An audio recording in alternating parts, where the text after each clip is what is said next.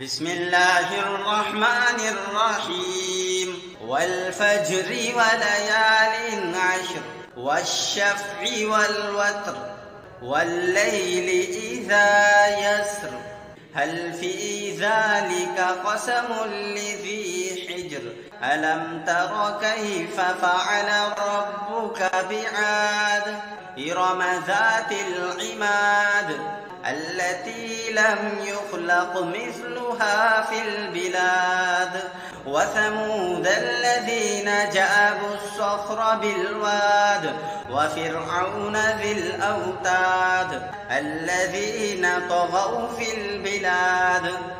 فأكثروا فيها الفساد فصب عليهم ربك سوط عذاب إن ربك لبالمرصاد فأما الإنسان إذا ما ابتلاه ربه فأكرمه ونعمه فيقول ربي أكرمن وأما إذا ما ابتلاه فقدر عليه رزقه فيقول ربي أهانن كلا بل لا تكرمون اليتيم ولا تحاضون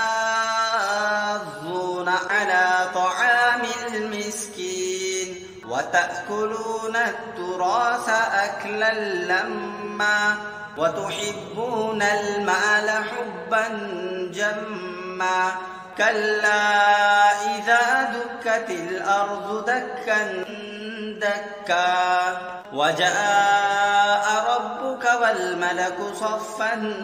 صفا وجيء يومئذ بجهنم يومئذ يتذكر الإنسان وأنى له الذكرى يقول يا ليتني قدمت لحياتي فيومئذ لا يعذب عذابه أحد ولا يوثق وثاقه أحد يا أيتها النفس المطمئنة ارجعي إلى ربك راضية مرضية فادخلي في عبادي وادخلي جنتي